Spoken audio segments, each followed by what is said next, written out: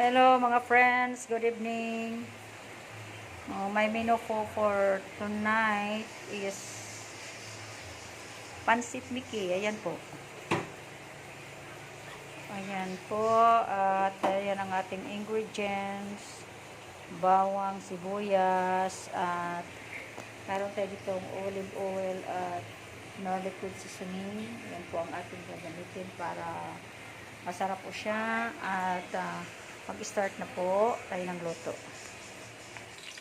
Ayan po, pinipirito ko muna yung fat ng baboy. Pinapa-brown ko muna yan bago ko ilagay yung sibuyas at bawang.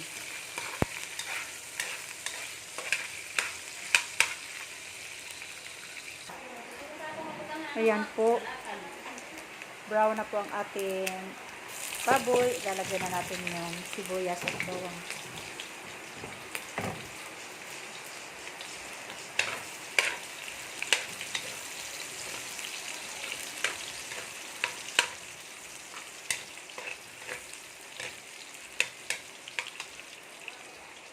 Yan, at kasunod yan, ilalagay natin yung laman.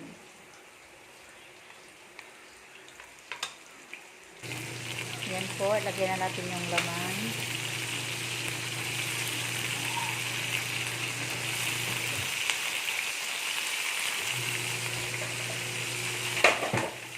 Okay.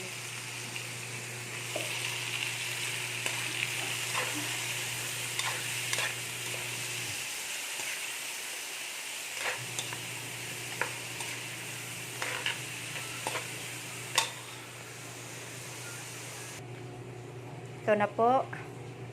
Ilagay ko na po ang ating Mickey. Templado na po yan siya.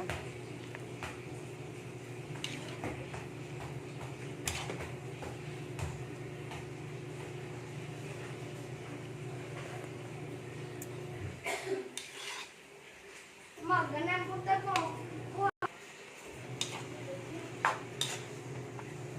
Ito na po mga friends, malapit ng maluto, lalagyan na lang po siya ng cabbage.